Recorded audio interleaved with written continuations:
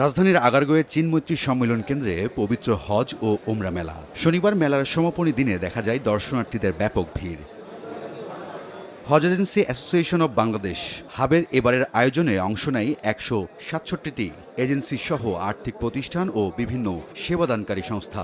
এক ছাদের নিচে প্রয়োজনীয় সব তথ্য ও সেবা পেয়ে সন্তুষ্ট আগতরা। এই ধরনের আয়োজন আমরা চাই সবসময়ই হোক, যাতে আমরা সবগুলি এজেন্সিকে দেখে শুনে একটা ভালো সিদ্ধান্ত নিতে পারি। প্রতি বছর এভাবে করলে যারা হজ এবং উমরা করে তাদের জন্য সুবিধা হবে। মেলায় বিশেষ ছাড় ও নানা সুবিধার ঘোষণা দেয় অংশ নেওয়া প্রতিষ্ঠানগুলো। সংশ্লিষ্টরা বলছেন, স্বচ্ছ ও মানসম্মত সেবা নিশ্চিত করতেই এ আয়োজন।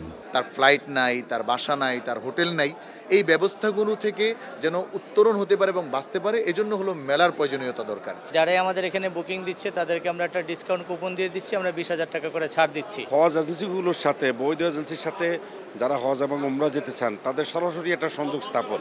যারা হজ এবং উমরা যেতে চান তারা তাদের সরকারের বৈধ এজেন্সির মাধ্যমে চুক্তিবদ্ধ হন এবং তাদের পছন্দনীয় প্যাকেজগুলো বেছে নিয়ে তারা হজ এবং উমরা গমন করেন। সমাপনী অনুষ্ঠানে যোগ দিয়ে বেসামরিক বিমান পরিবহন ও পর্যটন মন্ত্রী আফরোজা খানম বলেন, ফ্লাইটের টিকিট সিন্ডিকেট ভাঙা ও হজ পালনে ব্যয় কমাতে কাজ করছে সরকার। সৌদি আরবের সঙ্গে কূটনৈতিক পর্যায়েও চলছে আলোচনা। এই 5 মাসে বর্তমান সরকারের টোটাল বিমান ভাড়া কমানো হয়েছে 36,830 টাকা।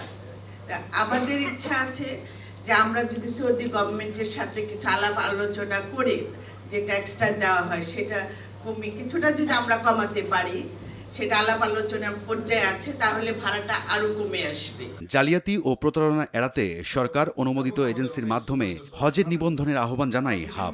প্রলোভনে প্রলুব্ধ হয়ে মধ্যস্বত্বভোগী এবং দালালদের মাধ্যমে। রায়দুল ইসলাম শুভ, সময় সংবাদ, ঢাকা। মাননীয় মন্ত্রী